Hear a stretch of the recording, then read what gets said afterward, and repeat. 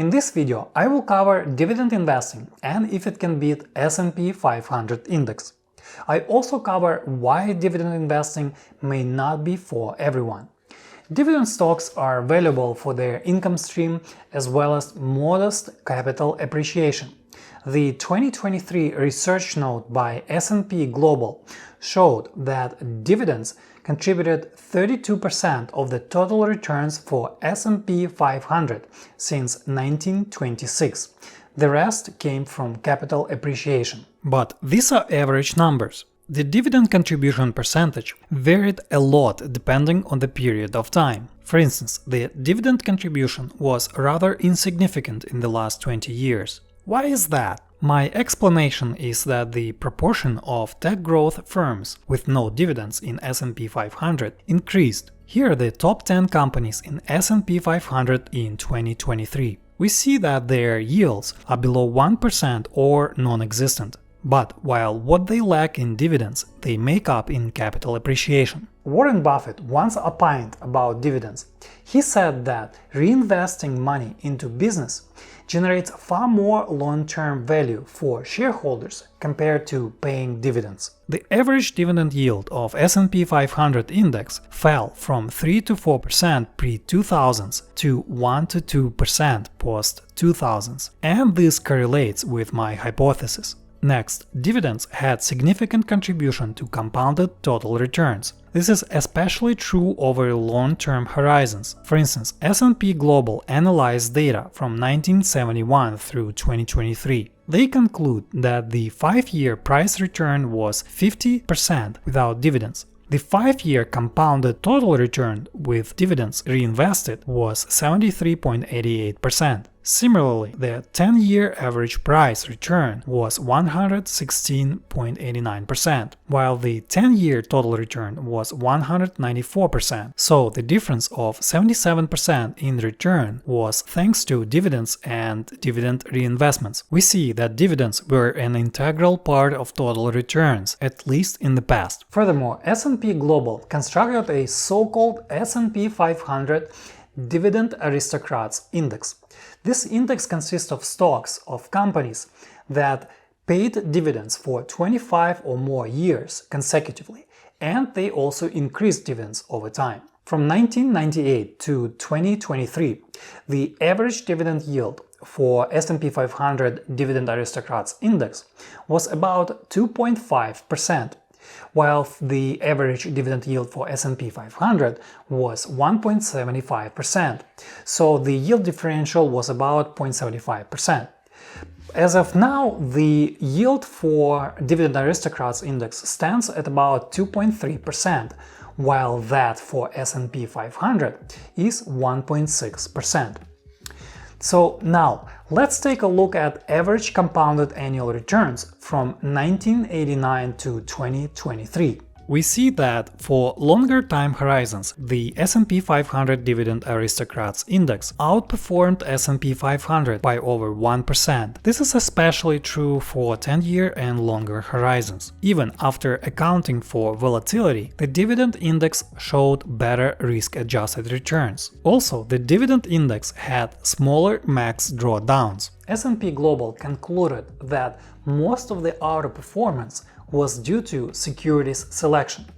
And what does it mean? It means that the securities selected for Dividend Aristocrats Index from specific sectors yielded better performance compared to the benchmark, which was S&P 500.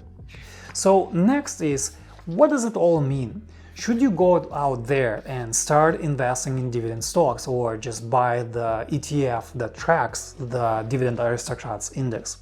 Well, the answer is it all depends on your preferences as well as actions. The first issue to tackle is its dividend reinvestment. Reinvesting dividends was the key feature of the outperformance and generally great performance of Dividend Aristocrats Index. Otherwise, if you don't reinvest dividends and you prefer withdrawing money and keep it as an income, you will not necessarily generate the same outperformance. Moreover, that outperformance may evaporate altogether. So that's one very key important aspect to keep in mind if you prefer dividend investing. Second, Regular dividend income entails regular tax payments. This is true unless you're a low income tax bracket individual and all of your dividends are qualified. If you don't know what is a qualified dividends and overall about dividend taxation, take a look at my video that I recently created, linked above. Why is this important? It is important because taxes can reduce your returns up to 20%, especially if you are a high-income individual. Well, it may seem trivial at first, but over the long term, the compounding effect makes this difference, this 20% reduction, quite visible. Conversely, investing for capital appreciation puts you in control of your tax timings. But for the capital appreciation investing to shine, you need to hold your stocks for 20 or more years. Maybe it's true generally for investing. By doing so, you will also need to be patient with drawdowns during bear markets. Finally, the S&P 500 outperformed Dividend Aristocrats index by over 1% for the last 10 years or so. If you remember from before, the researchers concluded that this was due to the selection of securities. What does it mean? It means that the high-growth, no-dividend stocks propelled S&P 500 higher. As you may know, most high-dividend stocks tend to be value rather than growth stocks. In their note, S&P Global classified stocks between growth and value groups based on simple criteria. They conclude that the 60% plus of stocks in their dividend index are value stocks on average. For all we know, investing regimes change, and certain groups of stocks that are popular now, they can fall out of favor. So always keep these things in mind when you are dealing with historical analysis like I presented here. So, for instance, over the last 10 years, growth stocks outshined everything around. But again, this can change and maybe investors will turn to value stocks with higher dividend yields and they will perform better. So who knows? So what are the final key takeaways from all this? Well, each investor has its own preferences for holding dividend stocks. I would say it's probably the most important allure is the fact that they pay regular income, monthly or quarterly, and that's what attracts investors. But important thing to remember is that despite this dividend income, the capital appreciation should be still a focus for investors. Because as I just presented earlier, most of the total returns came from capital appreciation, if we look at S&P 500. And also, keep in mind that even if you invest in dividend stocks, the risk of loss of capital is still there. I mean, the statistics that the S&P Global showed before clearly demonstrates that the max drawdowns were on a similar scale as for S&P 500. As for me, with my long-term horizon, I prefer investing for capital appreciation, and I prefer concentrating holdings of, say, something like NASDAQ 100 index. There are different ETFs that track NASDAQ 100. So why NASDAQ 100 but not NASDAQ General Index?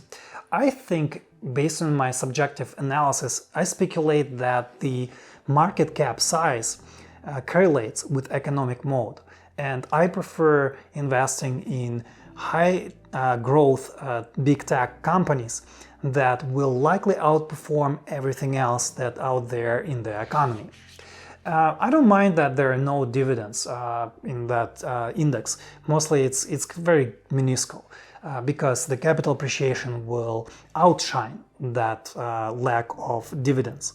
And of course, my preferences and time horizon can be different from yours. And that's the beauty of investing, that everyone has their own preferences and they choose whatever suits them well. Just important thing is to keep in mind that the risk of capital loss is still there, even with dividend stocks. So that will be it for this video. Appreciate you listening to, and maybe I hope you got something out of it and you learned something new today. If you enjoyed it, please give this video a like and subscribe to my channel for more content about dividends, investing, valuation, and more. Thanks for watching.